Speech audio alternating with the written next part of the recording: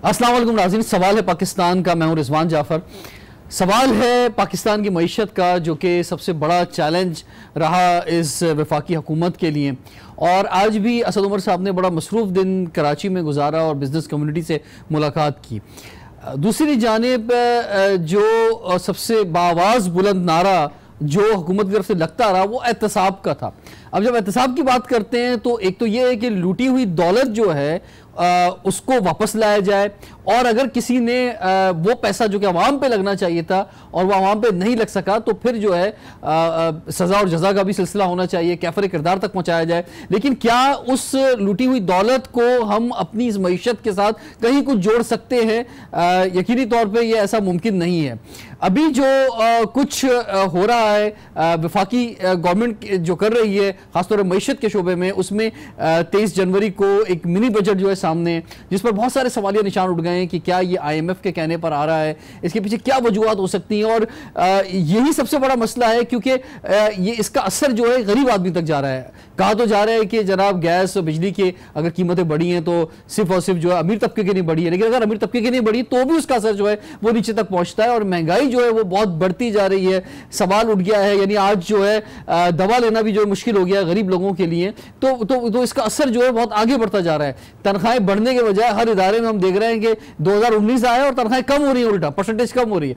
तो इसीलिए आज हमारे साथ मौजूद हैं federation of Pakistan chamber of commerce and industry के न्यूली इलेक्टेड प्रेसिडेंट इंजीनियर दारू खान अचजई साहब। सर, आपको वेलकम कहते हैं और आपको मुबारकबाद भी पेश करते हैं कि आप अभी इलेक्ट हुए हैं 2019 के लिए बाइस सदर federation of Pakistan chamber of commerce industry. Balochistan से आपका ताल्लुक है, बल्कि बिल्कुल बॉर्डर से, चमन से आपका ताल्लुक है, और पूरे पाकिस्तान को आप हेड करेंगे बिजनेस कम्युनिटी को। तो आज के जो विजिट रहा असद उमर साहब को उस हवाले से बात होगी। इसके साथ साथ हमारे साथ मौजूद हैं पाकिस्तान मुस्लिम लीग नवाज से MNA हैं खेलदास कोहिस्तानी साहब। आपको वेलकम कहते हैं जनाब हमारे प्रोग्राम में। और पाकिस्तान तहरीक इंसाफ की तर्जुमानी कर रही हैं MNA PTI रज़ाला सैफी साहब, आपको वेलकम कहते हैं। और आपका भी एक तरह से बिजनेस कम्युनिटी से ताल्लुक है, वुमेन चैम्बर से आपका ताल्लुक है। और मेरे लिए आज बहुत ही ऑनर की बात है कि आप तीनों शख्सियात आज पहली दफ़ा हमारे प्रोग्राम में स्टूडियो में मौजूद हैं। और रज़ाला साहब के साथ तो हमने इलेक्शन कैंपेन के बड़े प्रोग्राम किए हैं, लेकिन स्टूडियो में हम आपको वेलकम कहते हैं। तो सबसे पहले तो हम देखते हैं कि असद उमर साहब ने आज कैसा मसरूफ दिन गुजारा, क्या कुछ कहा, ये थोड़ा सा देखते हैं हम जरा।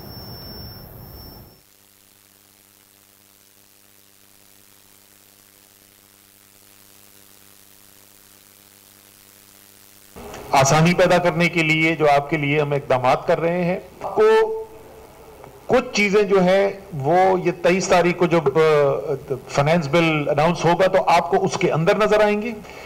और कई और फैसले जो हैं जिसमें फाइनेंस बिल की जरूरत नहीं है, एडमिनिस्ट्रेटिव मेजर्स भी, वो आपको मेरे ख्याल में जनवरी के आखिर तक अनाउंसमेंट्स आनी शुरू हो जाएंगी।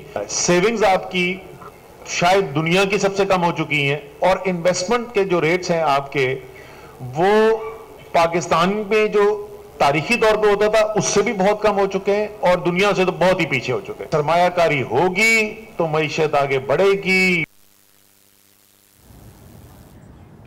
तो ये ख्यालात जो है थे ये Karachi chamber of commerce industry में असद उमर साहब के रहे। इसी तरह के कुछ मिले जुले ख्यालात जहाँ मैं खुद भी मौजूद था फेडरेशन में, तो वहाँ पर उनके ख्यालात रहा। तो बड़ी तादाद में बिजनेस कम्युनिटी आज इंगेज रही कराची की, चाहे वो मुख्तलिफ जगहों पर, लेकिन फेडरेशन में भी रही।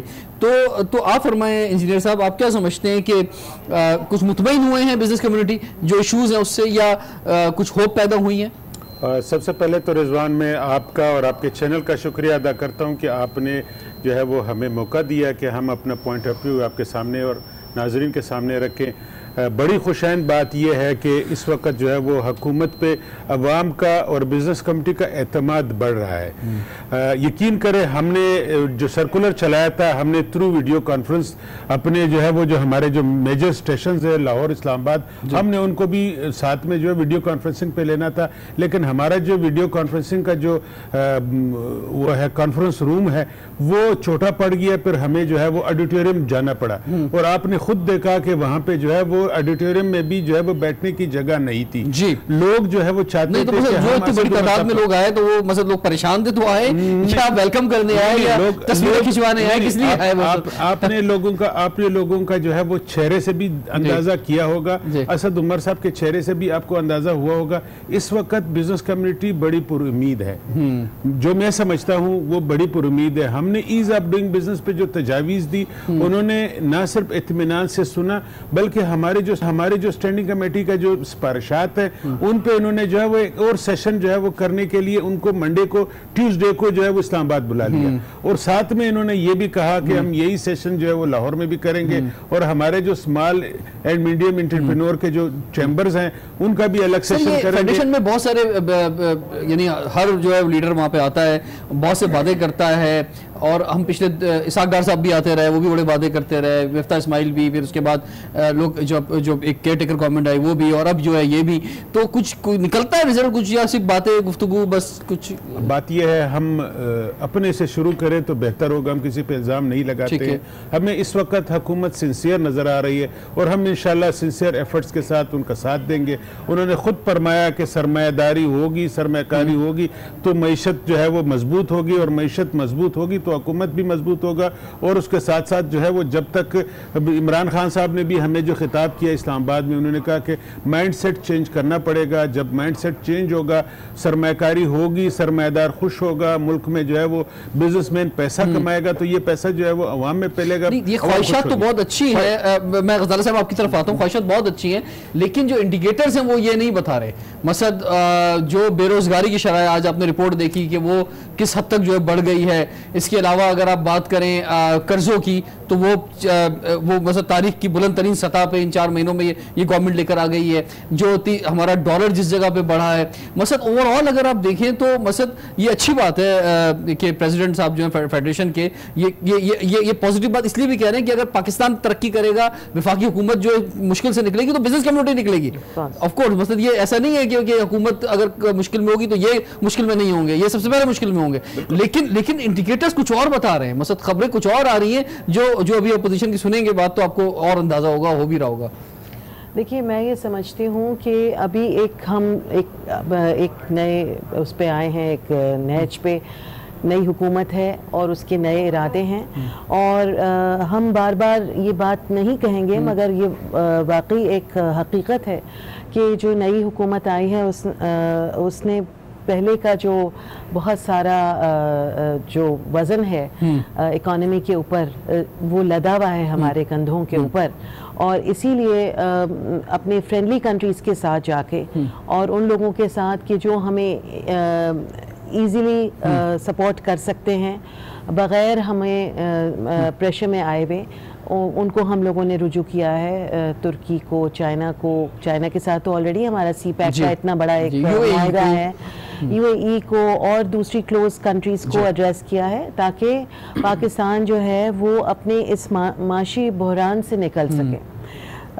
IMF की तरफ जाने की उम्मीद कम कर दी गई है, मगर उसको हम डिनाई नहीं कर सकते कि शायद किसी पॉइंट पे उस पे भी जाया जाए, मगर चूंकि अब वो जो हमारा बैकलॉग था उसको थोड़ा सा कवर करने की कोशिश की गई है, इसलिए हो सकता है कि हमें वो जो सख्त शराइत हैं IMF की उनको उस तरह से फेस ना करना पड़े। इंजीनियर साहब ने जो बात कही है वो ये बात बिल्कुल सही कही है कि हमारी जो हुकूमत है वो चाहती है कि फॉरवर्ड थिंकिंग करना भी चाहती है, और इनको जितने भी बिजनेस पीपल हैं उनको आसानी देना चाहती है उनकी अपनी कंडीशंस पे और उनकी अपनी अंडरस्टैंडिंग ऑफ बिजनेस पे।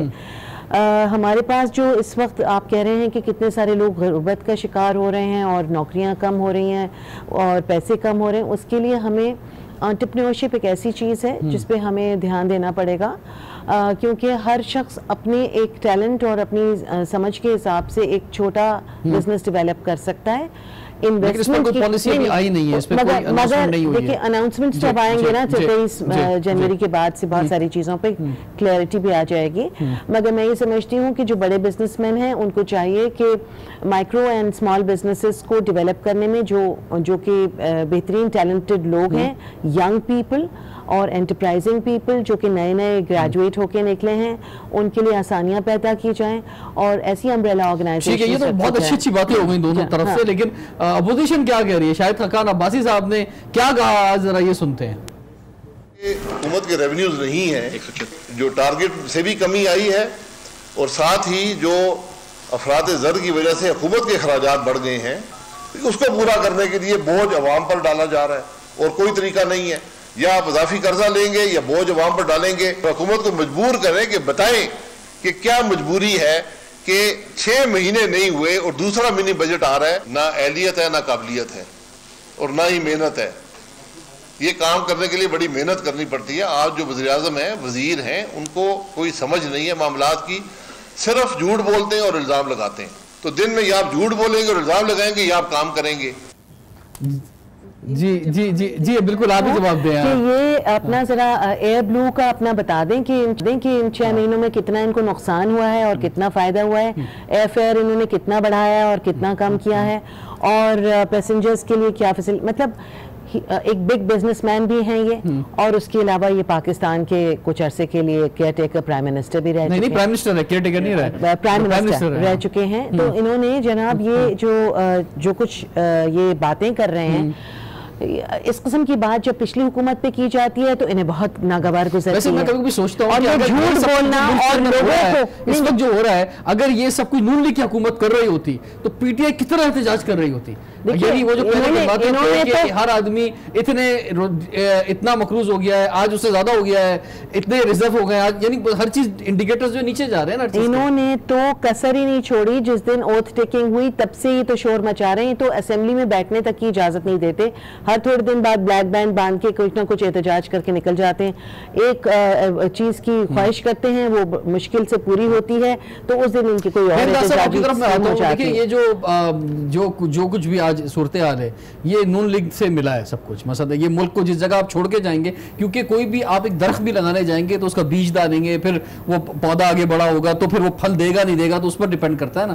तो मुल्क भी जिस जगह पे होता है वो पीछे वालों पर डिपेंड कर रहा है। तो उन्होंने कैसी जो रिवायत छोड़ी है, किस जगह पे मुल्क को छोड़ के जा रहा है, तो ये सारा इल्जाम आपकी तरफ है जनाब। आज जिस मुश्किल में फंसे हुए ये आप करके गए। रिजवान जाफर साहब, पहले तो मैं आपके तवज्जुह से मौजूदा हुक्मरान जो ताकत के नशे में चूर है, और जो नवाज शरीफ साहब इस मुल्क के 3 बार वज़ीर आज़म रहे हैं और साबिक़ वज़ीर आज़म है, जो रवैया जेल में उसके साथ नारवा सलूक किया जा रहा है मौजूदा गवर्नमेंट की तरफ से, मैं उसकी मजम्मत करता हूँ। दूसरी बात जो ये कह रहे हैं, 5 महीने से कह रहे हैं, आज से नहीं कह रहे, जो आप बात रिपीट कर रहे हैं कि ये आप पे इल्ज़ाम है, ये 5 महीने से यही बात कर रहे हैं। हमें जब 2013 में नवाज शरीफ साहब आए थे, एक मंशूर लेके आए कि हम इस मुल्क की मईशत बेहतर करेंगे, लोड शेडिंग खत्म करेंगे, दहशतगर्द, तीन हमारे थे नाम मंशूर में, वो तीनों लेकर आए थे। और उस वक्त 2013 में जब हम PMLN को हुकूमत मिली थी, उस वक्त देवालिया की तरफ मुल्क जा रहा था, और नवाज शरीफ साहब और उसकी टीम जो उन्होंने नवाज शरीफ साहब ने ठीक की, इस मुल्क की लोड शेडिंग खत्म की, 12,000 मेगावाट सिस्टम में बिजली आई, CPEC की 46 अरब डॉलर की बड़ी 70 सालों की तारीख में बड़ी इन्वेस्ट लेकर आए, और इसके अलावा दहशतगर्दी खत्म की। इस शहर में, इस कराची में मैं भी रहता हूँ, मैं कारोबार भी करता हूँ, मैं आपको बताऊं, इस कत्ल और गारत होती थी, यहाँ के बिजनेसमैन दुबई शिफ्ट हो गए थे, यहाँ पे कोई इन्वेस्टर नहीं आता था, एक्सपोर्टर कराची का जाकर दुबई में मुआहदे करता था या कहीं और जाके करता था। इस शहर की ऐसी हालत थी, कोरंगी से लेकर साइट या तक आप देखना, वहां पे फैक्ट्रियां बंद थी, ताले लगे हुए थे, बिजली नहीं थी। ये सब नवाज शरीफ साहब ने ठीक किया,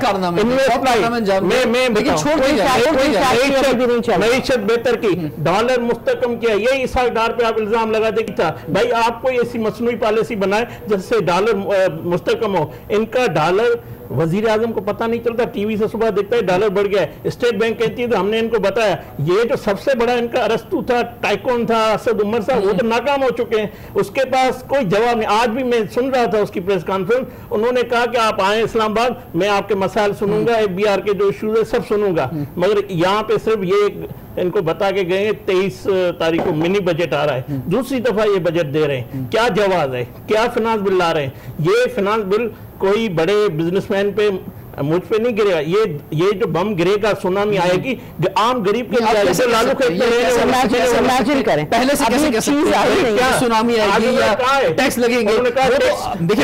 देखिए सर, मैं भी वहां पे मौजूद था, उन्होंने ये बात की कि भाई ये हम जो है वो बजट जो है वो हम इंतजार नहीं कर सकते 6 महीने और का, हमें बहुत सारी चीजों में इस्लाहात लानी है, तो हम क्यों ना पहले ही उसको एक मिनी बजट के तौर पे पेश कर दें। भले करें। मैं आपको 72 साल में हम भी छोटे थे, देख रहे हैं कि जो भी टैक्सेस लगते हैं, जो बजट गरीब आदमी पे उसका असर पड़ता है। आप कुछ भी कर लें, उसका जो भुगत रहा है वो आम आदमी, जो लालू में रहने वाला हैं, तो और ये ललकार सिर्फ अपोजिशन की मुश्तरका ही हो गई है, क्योंकि बिलावल भुट्टो ने भी आज जबरदस्त तरीके से वफाक को ललकारा है। तो ब्रेक के बाद हम कंटिन्यू करते हैं, इसका जवाब लेंगे हम पाकिस्तान तहरीक इंसाफ से और फेडरेशन से कि आपकी क्या राय है मौजूदा हुकूमत की जो आने वाली पॉलिसीज है उसके हवाले से। ब्रेक के बाद कंटिन्यू करते हैं सवाल है पाकिस्तान का।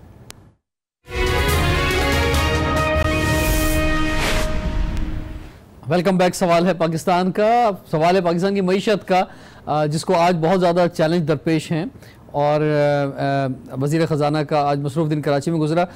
FPCCI के प्रेसिडेंट हमारे साथ मौजूद हैं और सर आप फरमाएं कि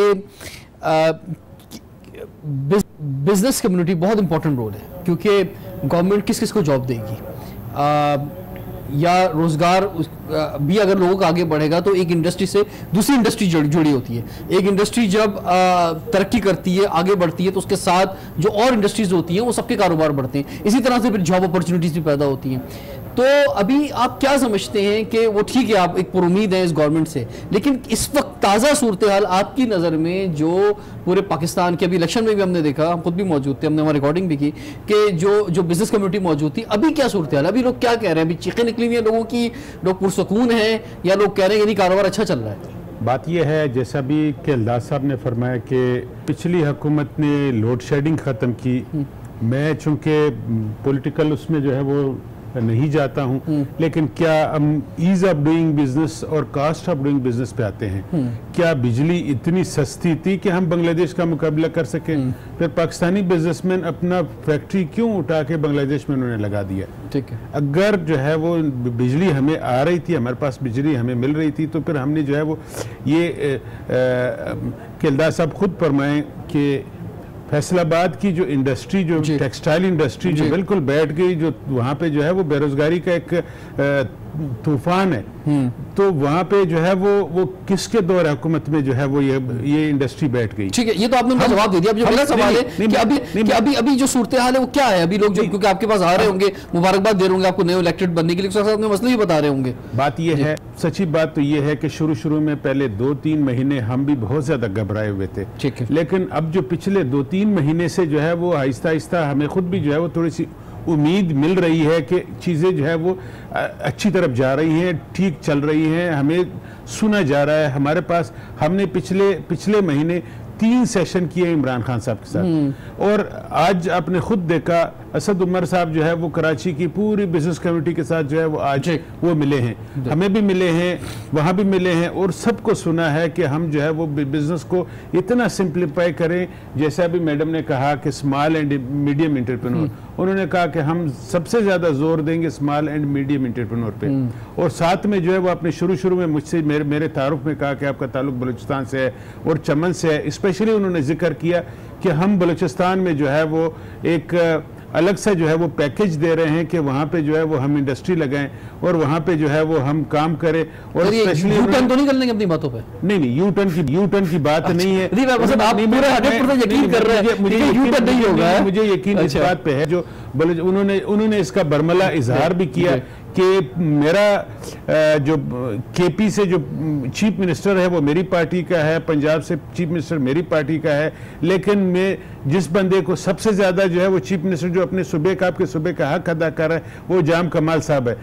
जाम कमाल साहब से हम खुद भी मिले हैं, मेरी जो है वो टेन्योर शुरू होने के साथ साथ जो है उससे मुलाकात हुई। उन्होंने हमें एश्योर किया कि आप हमारे पास आए, कोयटा आए, आप वहाँ पे इन्वेस्टमेंट कॉन्फ्रेंस करें, बलूचिस्तान हुकूमत आपके साथ होगी। और ये जो इश्यूज आज उन्होंने जो है वो हमें एश्योर किया, इसी पे जो है वो बलूचिस्तान हुकूमत खड़ी है।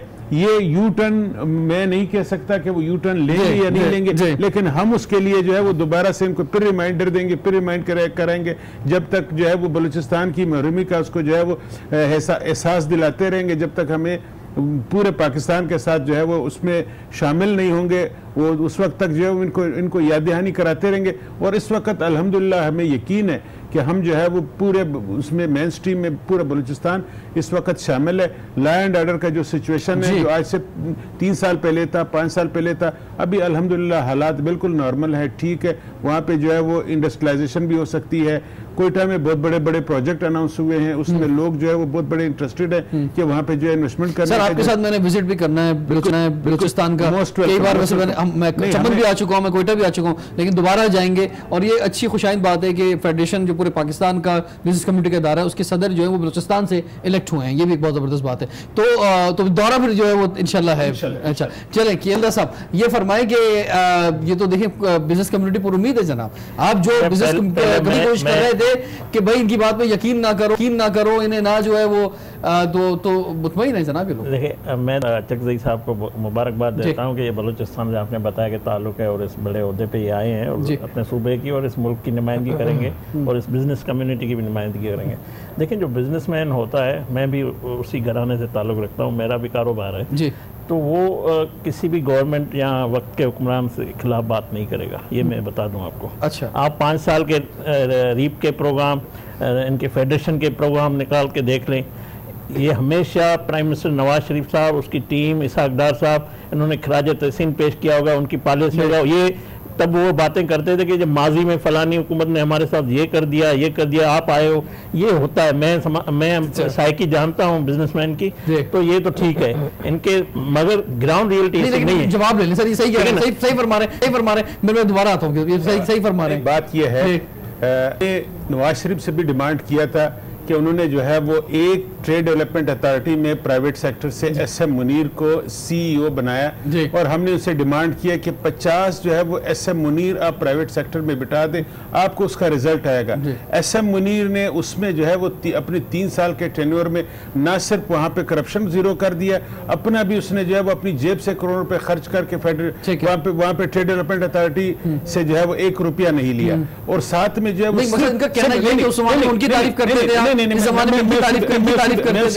उसी आता हूँ।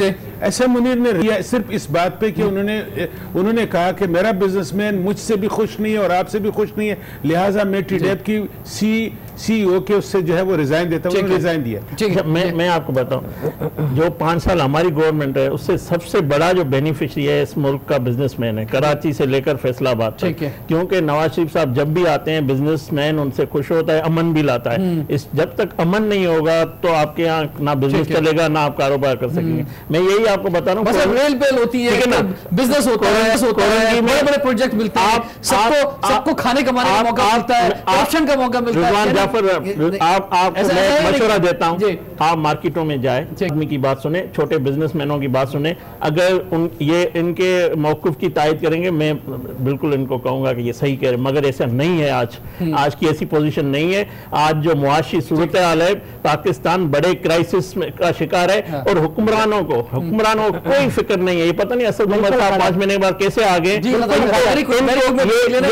इनकी प्रेस कॉन्फ्रेंस से इनकी हुकूमत साजी। देखो शहबाज शरीफ साहब अपोजिशन लीडर है, इनकी हुकूमत को कहा आओ चार्टर इकोनॉमी करें, हमें पता है क्योंकि हमने 5 साल ऐसे गुजारे, और हमारी हुकूमत में इन्होंने पूरी कोशिश की, इंतशार, गुमराह, ये धरने, सारे कोशिश की कि इन्वेस्ट चीन से नहीं आए, मगर हमने बहुत अच्छा वक्त गुजारा। और नवाज शरीफ साहब ने इस मुल्क की मईशत को, इसकी तरक्की और खुशहाली में अपना, जो मैं समझता हूँ ये 70 सालों में ये जबरदस्त तरफ आना है। मुझे आपकी इजाजत हो तो ये मैं छोटा ब्रेक ले लूँ, ब्रेक के बाद फिर आपसे हम कंटिन्यू करते हैं। और खासतौर पे जो एहतसाब का नारा और उसमें दौलत, क्या वो वापस आ सकेगी? और जब आप इतने, यानी आप एक तरफ ये भी कहते हैं कि इदारे खुद मुख्तार हैं, लेकिन दूसरी जानिब आप खुद भी जो है वो बढ़ चढ़ कर अपोजिशन के खिलाफ बयान दे रहे होते हैं, तो ये महाज आराई और ये खासतौर पे जो जंग चल रही है पार्टीज के दरमियान, ये कहीं आपको आपके ट्रैक से और तरक्की से कहीं दूर तो नहीं कर रही? आपसे हम पूछेंगे ब्रेक के बाद। सवाल है पाकिस्तान का।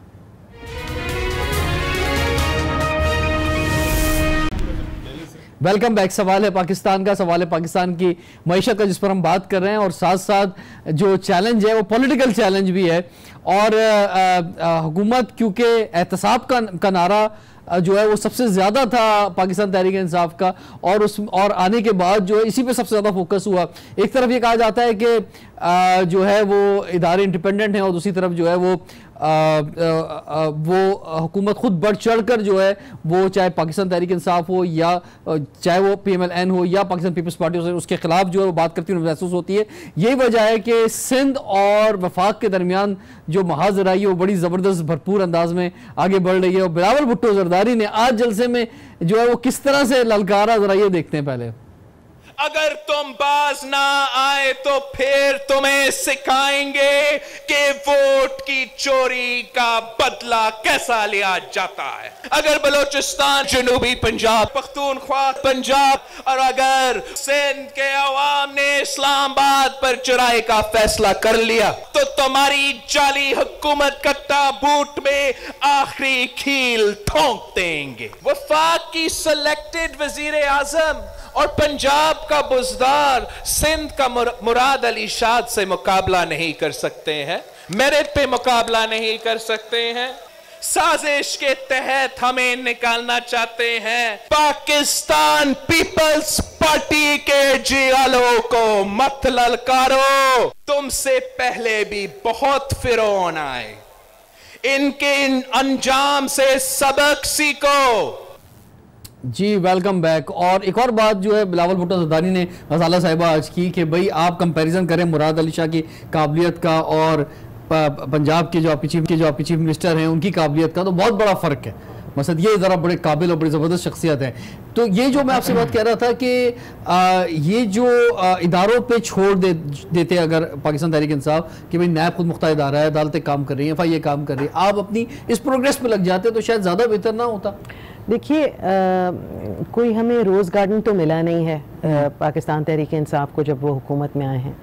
कांटों से भरा एक उन्होंने एक दामन हमें पकड़ा दिया है, जिसको हम चाहते हैं कि जल्द अज जल्द उसे क्लियर करें, जल्द अज जल्द आम लोगों तक उनको आसानी पहुंचाएं। ये जो मुश्किलात हैं और ये डॉलर का जो अप एंड डाउन चल रहा है मामला, उसको स्टेबलाइज किया जाए। आप क्या समझते हैं कि एक लीडर जो सिर्फ इस इरादे से आया हो कि अपने मुल्क को बेहतर बनाना है और उस मुल्क को एक आगे लेके जाना है, क्या वो ये बातें नहीं सोच रहा? क्या उसके कैबिनेट के लोग सीरियस माइंडेड नहीं हैं? जब आप देखिए कि पिछले लोग जो हैं वो किस किस्म की नॉन सीरियस बातें कर रहे हैं, और बिलावल भुट्टो जरदारी जो हैं, बल्कि बिलावल जरदारी जो हैं, इनका जो अंदाज़ है वो काफ़ी मज़ाक़ा खेज़ लगा मुझे, इतने पढ़े लिखे होने के बावजूद, कि वो इस तरह से ललकार। आप जो है जज्बात में आए हुए हैं ना, जब 172 लोग हम ECL में डाल देंगे और सिर्फ जो है वन साइडेड जो एहतसाब होगा तो गुस्सा तो आएगा ना। वो तो कह रहे हैं कि भाई अलीमा खान का जो असासे हैं वो भी जाहिर करें कि वो कैसे जो है उनको मिले, जो नाम जो JIT बनी हुई है PTI के लोगों की या रेफरेंस गए हुए हैं उनके नाम भी ECL में डाले जाएं। देखिए अलीमा खान का हुकूमत से कोई वास्ता कभी रहा नहीं है और ना उनका पाकिस्तान तहरीक इंसाफ से कोई ताल्लुक़ है। ये जितने भी लोग हैं जिसमें नवाज शरीफ शामिल हैं, शहबाज शरीफ शामिल हैं, आसिफ अली जरदारी शामिल हैं या अपने चीफ मिनिस्टर शामिल हैं, ये सब हुकूमतों में रहे हुए हैं और इन्होंने हुकूमतों से अगर चले, ये इतनी ज़्यादा जो कह रहे हैं कि कफन में ताबूत वो आखिरी कील साबित होगी, तो आप कम से कम अभी तो आपके पास सिंध की हुकूमत है ना, तो जाइए सिंध में जाके हेल्प कीजिए, अपने लोगों की गवर्नेंस शो कीजिए। सिंध में कौन सी गवर्नेंस इन्होंने शो की है? कराची के अंदर जो इतना बड़ा शहर है, जो सारा पैसा कराची से इकॉनमी पाकिस्तान की चलती है, वहाँ की आप साइड के एरिया की सड़कें देख लीजिए, क्या हाल है वहाँ का। आप शेरशाह चले जाइए, आप किमाड़ी में, कुरंगी में चले जाइए, जितने भी इंडस्ट्रियल एरियाज हैं वहाँ बहुत ही मुश्किल हालात से लोग वहाँ पे पहुँचते हैं। कोई बस का निजाम नहीं, परफॉर्मेंस की बात नहीं हो रही है यहाँ पे, यहाँ तो लीडरशिप की बात हो रही है कि आपकी लीडरशिप जो है उसने क्या करप्शन की है और इनकी जो लीडरशिप है क्योंकि JIT बन गई है तो इन्होंने क्या करप्शन किया। इनकी लीडरशिप जो थी, जो गवर्नेंस में थे, जो प्राइम मिनिस्टर्स थे और जो प्रेसिडेंट थे, वो खुद उनके हाथ रंगे में हैं करप्शन से। तो ये तो 10% और से 100% बने हुए लोग हैं, इनकी क्या मजाल है कि इतना खड़े होकर ललकारें किसी को, चोर भी ललकार लग जाए। लेकिन मैं जरा खिलदा साहब की तरफ बढ़ता हूँ। नवाज शरीफ साहब तो अंदर हैं, शहबाज शरीफ साहब तो अंदर हैं, ख्वाजा साद रफी साहब तो अंदर हैं, तो अब नंबर जो है वो पाकिस्तान पीपल्स पार्टी का आ गया है, एक तरह से लग रहा है। तो भाई जिसने, इसमें क्या मसला है, जिसने करप्शन की है माजी में, जिसने मुल्क को लूटा है, उनसे लूटी हुई दौलत भी वापस ली जाए और उनको अंदर भी किया जाए। बड़ी एक सादा सी बात है वैसे तो। लोग मांग रहे हैं। हाँ। इमरान खान साहब, जो मेरी नज़र में मैंने उनको देखा है थोड़ा बहुत, तो वो एक डिक्टेटर ज़हन है उसका, वो अपोजिशन चाहता ही नहीं है। वो चाहता है जो अपोजिशन बैठी हुई कौमी असेंबली में, सारे कोट लखपत में और अडियाला में वहां से चला है, वहीं से हो। और देखें, अगर हमने कभी ये नहीं कहा एहसाब नहीं होना चाहिए, ये कहते हैं कि अलीमा खान जो है वो किसी सरकारी ओहदे पे नहीं बैठी हुई। अलीमा खान शौकत खानम हॉस्पिटल की बोर्ड ऑफ मेंबर है, निमल कॉलेज की मेंबर है, उसमें मुझ समेत आप समेत पाकिस्तान और पाकिस्तान से बाहर रहने वाले मुल्क के पाकिस्तानियों के अरबों रुपए के फंड आए हुए हैं, उसकी बोर्ड की मेंबर है, वो फंड रेजिंग करती रही है वहां पे। तो ये क्यों नहीं बताते कि इसका सोर्स ऑफ इनकम क्या है, उनकी मनी ट्रेल क्या है? अब रोजाना कभी न्यू जर्सी में घर निकल रहा है, कभी बोलते हैं दुबई में। नवाज शरीफ साहब भी मनी ट्रेल नहीं दे पाए। दूसरी जो करप्शन की बात की गई, मैं उससे भी आता हूं, मैं रिजवान साहब उससे भी आता हूं, इन्होंने मैं उससे भी आता हूं। इस वक्त जो ये करप्शन का चल रहा है उसमें एक ही मुजरिम साबित हुई है जिसने जुर्माना भरा है, वो है अलीमा खान। ना हम पे तीनों फैसले आप दे लिए। नवाज शरीफ साहब का जो पहला फैसला है उसने बेटे से तनख्वाह नहीं ली, वो असासा था, उस पर नायल किया गया। दूसरे फैसले में उसको बाज़त बरी किया गया बिल्कुल। तीसरे फैसले में उसने बेटे से तनख्वाह ली, पैसे लिए, सॉरी। तो कहीं पे ये नहीं, तीनों फैसले में आप निकाल लें, ये लिखा हो कि ये किकबैक लिया, ये मुल्क के मुफाद में नुकसान लिया, ये पैसे करप्शन साहब नहीं, अगर मनी ट्रेल दे तो उसमें सामने अगर उसके बेटों के लिखा हुआ नवाज शरीफ ने इनकार किया तो कैसे मनी ट्रेल दे? कैसे मनी ट्रेल दे? मैं कहता हूं कि नवाज शरीफ साहब के किसी 1 रुपए की करप्शन उन्होंने साहब, जो इमरान खान और उसकी पार्टी करती थी 300 अरब हुकूमत में या नहीं किया। दूसरी बात, मेरी दूसरी बात सुन ले। खान 22 साल से कह रहे हैं कि शफाफियत, मेरिट और जो है ना रिजाइन दे दे। नवाज शरीफ साहब पे ये पानामा का इल्जाम लगाए, फलाना सीएम सिंध पे इल्जाम लगाए, वो दे दे। भाई आपका केपीके का चीफ मिनिस्टर नेब में पेश हुआ है, उससे रिजाइन लो। आपका वजीर दिफा नेब में उसके केसेस हैं, आप उसको पहले रिजाइन दो। ये एक ट्रेंड सेट करो, फिर आप दूसरों से लो। जब आपके लोग सबसे इस वक्त ज्यादा लोग जो करप्ट और जिसके केसेस हैं वो पीटीआई के। ठीक है, इसमें एक बात जो है वो देखिए मैं अलीमा खान की जो बात है वो ये कि अगर मैं भी किसी गवर्नमेंट में रहा, लेकिन अगर मेरे भी असासे जो है मेरी जो आमदनी है उससे ज्यादा होंगे तो मैं जवाब दूं। कोई भी शख्स हो वो चाहे तो, और खासतौर पर इसमें सवाल जो अपोजिशन उठा रही है, चाहे नून लीग हो या पाकिस्तान पीपल्स पार्टी हो, वो इस वक्त आज जो मुतालबा आ गया है सामने वो शौकत खानम के हवाले से आ गया है कि भाई उसका जो पैसा था जो जमा किया गया, जो पाकिस्तानियों से फंड जमा किया गया, उसका जो मिसयूज हुआ। देखिए मिसयूज बिल्कुल नहीं हुआ। हर साल इस ऑर्गेनाइजेशन का ऑडिट होता रहा है और बहुत ही क्या नाम है, क्रेडिबल लोग जो ऑर्गेनाइजेशंस हैं, चार्टर्ड अकाउंटेंट्स की फर्म्स, उनके थ्रू इसका ऑडिट हुआ है। बिल्कुल क्लियर ऑडिट है, रिपोर्ट्स मौजूद हैं, ऑनलाइन भी आप चेक कर सकते हैं। किसी किस्म की एक ये इमरान खान की जो क्रेडिबिलिटी पे ऑडिट होना बहुत मुश्किल काम है। वैसे देखिए एक चैरिटी का जो पैसा होता है उसे नहीं अंदाजा होता वो किस किस जराए से आ रहा है, क्या कुछ हो रहा है, ये भी बड़ा क्वेश्चन है। उसमें ये है कि चैरिटी के अलावा जितनी भी एनजीओज होती हैं, एनजीओज के अंदर जो उनके डायरेक्टर्स वगैरह होते हैं उनकी भी एक तनख्वाहें होती हैं जो एनजीओ चलती है। एनजीओ जो है वो सिर्फ ये नहीं होता कि उधर से पैसा है और खारिज, क्योंकि वो और डॉक्टर्स की भी पेमेंट्स होती हैं, पूरा एक सिस्टम चलता है उससे, और उसके अंदर कोई एम्बेजलमेंट नहीं हुआ और उसकी आज तक कोई तारीख नहीं है। बार इलेक्शन से पहले भी इन्होंने ये शोर मचाया था और उसके बाद फिर दोबारा वो ऑडिट वगैरह इनके सामने आ गया था। बिला वजह का आवाम को शक पैदा करना एक ऐसे शख्स के बारे में, मैं कहती हूँ 2 चैनल्स पे, एक पे नवाज शरीफ साहब बैठ जाएं, एक पे जरदारी साहब बैठ जाएं और एक पे इमरान खान साहब बैठ जाएं आज भी, और देखते हैं कि जब वो अपनी किसी उसके इदारे के लिए पैसे जमा करते हैं तो 1 या 3 घंटे के अंदर 85 करोड़ रुपए लोग दे देते हैं। इनको मेरे ख्याल में 1 करोड़ क्या 1 लाख भी कोई नहीं देगा, इनकी जो बैकग्राउंड है और जो इन्होंने हरकतें की हैं। लोगों से हड़प कर सकते हैं मगर लोग इनको क्रेडिबल नहीं मानते। कह रहे हैं कि भाई जो काम पहले करते थे गवर्नमेंट आने के बाद चैरिटी जमा करने का, वो भी ऐसा लग रहा है गवर्नमेंट चलाने के लिए वही कर रहे हैं, चाहे मुल्क से बाहर कर रहे हो या मुल्क के अंदर कर रहे हो। मैं कहता हूँ नवाज को अल्लाह ने इतना नवाजा है, वो देने वाला है, पहली बार लेने वाला है। नवाज शरीफ साहब ने शौकत खानम की लूटा है वापस कर देना, बाहर जितना पैसा है शौकत खानम 50 करोड़ उसने अपनी जेब से दिए नवाज शरीफ साहब ने, वो देने वाला है, अल्लाह ने उसको इतना नवाजा है। ये इमरान खान का सारा गुजारा पूरी जिंदगी लेने पे गुजरी है और ऐसी लोगों से। आपकी तरफ मैं आता हूं सर, ये फरमाएं कि बिजनेस कम्युनिटी का इस गवर्नमेंट से जो बड़े बड़े मुतालबे हैं, वो तो एक पॉजिटिव आपको नजर आ रहा है, हो जाएगा, ये हो जाएगा, वो हो जाएगा, लेकिन एक बड़े बड़े जो मुतालबे हैं कि भाई ये जो है फौरी तौर पे मुल्क के अंदर होना चाहिए।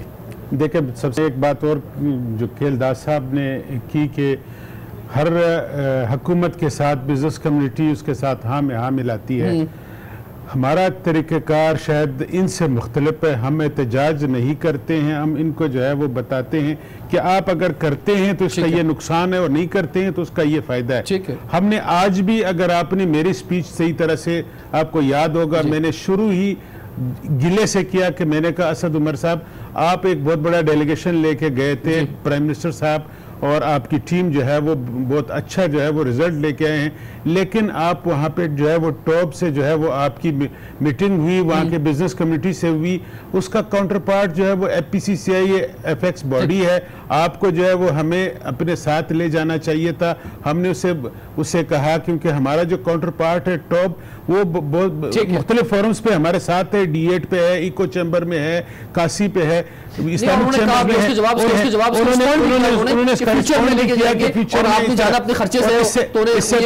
इससे पहले हमने इमरान खान साहब से जो मीटिंग, उसमें भी हमने उनसे कहा कि इमरान खान साहब, आपने जो बिजनेस लीडर्स काउंसिल बनाया हुआ है, उस पे जो है वो सारी बिजनेस कम्युनिटी को आपने ऑन बोर्ड नहीं लिया हुआ है। आप मेहरबानी करें उसमें बिजनेस कम्युनिटी को जो है पूरी तरह शामिल करें। हमें इमरान खान साहब ने खुद ही श्योरिटी दी कि उसमें फेडरेशन के 6-7 मेंबर्स उसमें शामिल करेंगे।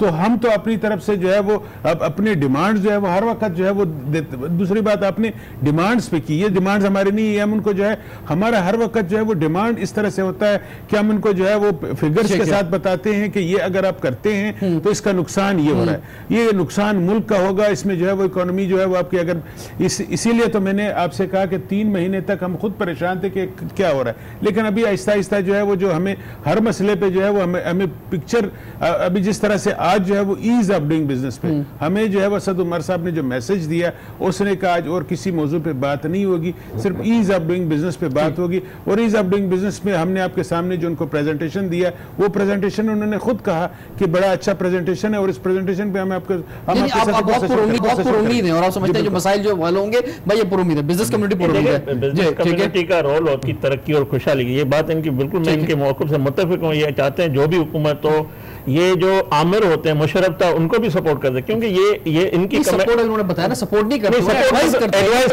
करते हैं, अच्छी चीज क्या है, बुरी चीज क्या है, अगर उनकी आंखें खोलते हैं कि नहीं वो गलत ट्रैक पे, अगर इनकी फैक्ट्री चलेगी तो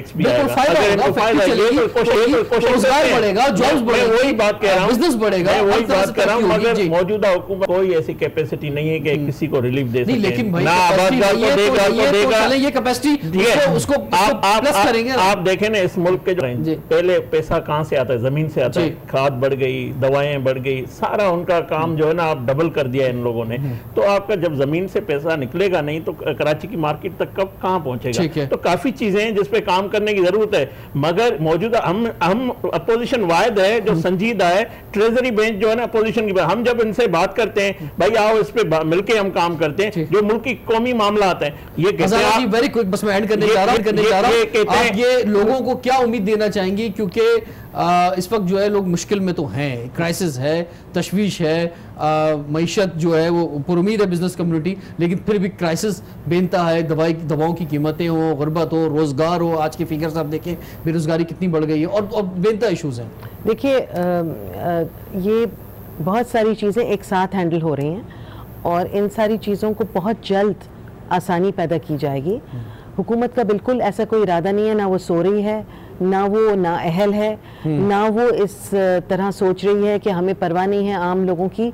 हम आए ही लोगों के बेसिस पे, हमें लोगों ने मैंडेट दिया है जो हम यहाँ ट्रेजरी बेंच पे बैठे हैं और हमारा मकसद ही यही है कि आसानियाँ पैदा करें, डॉलर का रेट गिरे, सोने का रेट कम हो, मतलब तमाम जितने भी ताजिर हैं उनको भी आसानी पहुँचे और तमाम बिजनेसमैन जो हैं वो डिफरेंट जो बिजनेसेस में इन्वॉल्व हैं, small medium and large businesses वाले, उन सब के लिए उनकी जो कम्युनिटीज़ हैं या उनकी जो कमिटीज़ हैं उनसे जाके मिनिस्टर आके खुद बात कर रहे हैं, ताकि कोई ऐसी चीज़ें जो कि उस प्लान का हिस्सा हो जो कि 23 जनवरी को प्रेजेंट करेंगे उसमें जी पहले तो बजट आए तो कमेंट करें। बिल्कुल पहले से कहना, अब जो है वो आप ये पहले से कह रहे हैं कि अब ये देखें, हमें तो पता है, हमने पहला इनका फाइनेंस बिल देखा है। और चलिए जी, आप तीनों शख्सियात का बहुत बहुत शुक्रिया कि आप तशरीफ लाए। इंशाल्लाह आपसे फिर दोबारा जरूर मुलाकात होगी।